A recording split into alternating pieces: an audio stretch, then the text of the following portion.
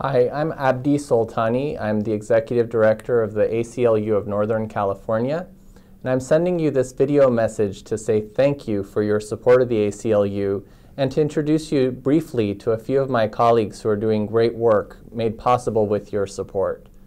These are really difficult times for civil liberties in our country. I'm proud that here in California we're making proactive gains to advance people's rights, and that from our office in San Francisco, we're able to share resources and our talent and energy to stop some of the worst attacks on our rights that we've seen in a long time. In this brief video, you're going to meet a few of my great colleagues.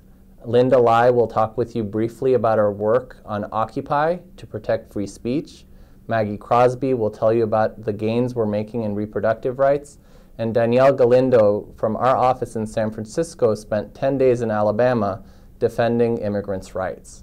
We really appreciate the support that you give the ACLU and the work you make possible.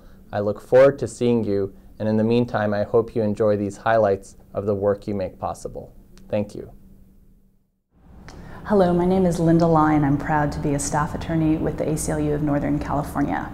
As I'm sure you know, our country's been gripped by a grassroots protest movement called Occupy Wall Street. But it's not been confined just to Wall Street, it's spread across the country and certainly all over here in Northern California. The thing that's so exciting about Occupy Wall Street is to see people from all walks of life exercise their free speech rights, their free assembly rights, gathering and expressing their views on pressing political and economic issues of our day. We at the ACLU are proud to be at the forefront of defending protesters' rights. Recently, when the city of Oakland attempted to clear out the Occupy Oakland encampment, it used unconscionable excessive force against peaceful political protesters. This happened not once, but twice, on October 25th and November 2nd. The Oakland Police Department led massive enforcement actions, showering peaceful protesters with tear gas, flashbang grenades, so-called less lethal munitions.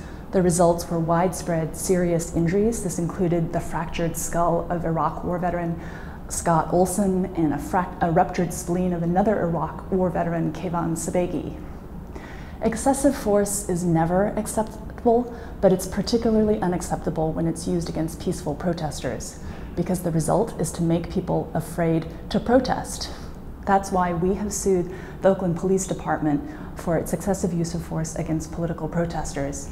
And we're seeking a preliminary injunction against the Oakland Police Department from continuing to use excessive force. Thank you so much for making our work possible. Hello, my name is Galindo. I'm a first-generation American and a first-generation college graduate.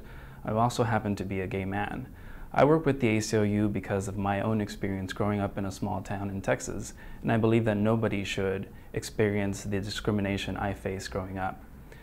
There's a real crisis facing immigrant families today, although immigrant families have always been an integral part of the fabric of our country.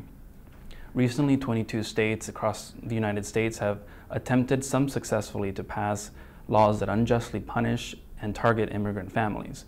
The worst of these has been the law that Alabama recently passed, which is similar to Arizona's discriminatory law, except that Alabama's version, HB 56, goes even further to regulate many more parts of the lives of vulnerable families.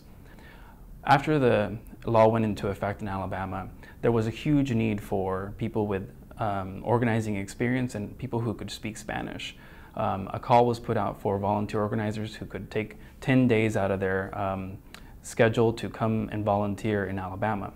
I volunteered because I knew that I could do this work. It was work that I'm familiar with, work that I've been doing in parts of California like the Central Valley. And I had the opportunity to see firsthand some of the impacts of this law.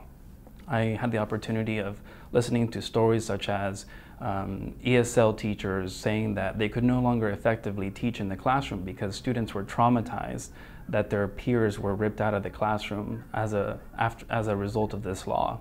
I also talked to business owners who were closing their shops because a large part of their client base had fled the state out of fear. Thanks to the support of donors, the ACLU has the resources to respond quickly to a crisis like this when it comes up. Thank you so much for your support. It allows me to do my part to protect immigrants, and I enjoy it very much.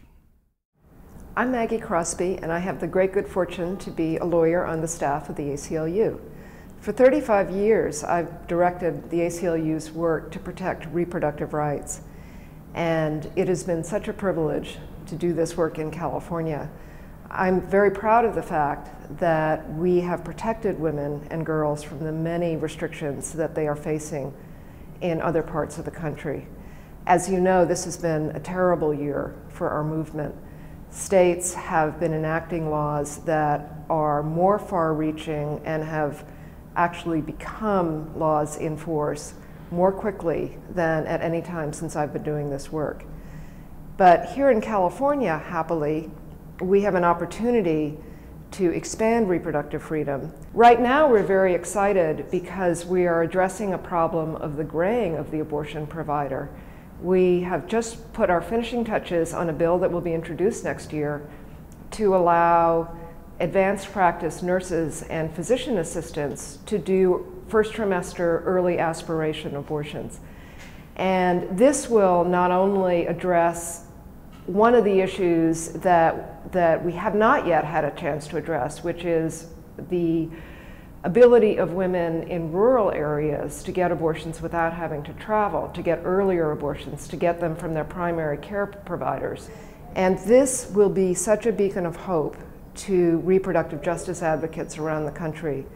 Because in a year when the states are tripping over themselves to restrict access to abortion, California will be showing how the state can expand access to safe, reliable care that makes these reproductive rights a reality.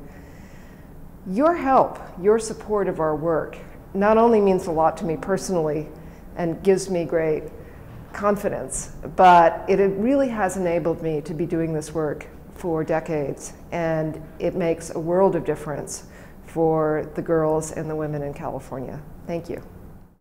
I hope you enjoyed these highlights of the ACLU's work. I look forward to continuing this conversation with you. Thank you so much for making our work possible.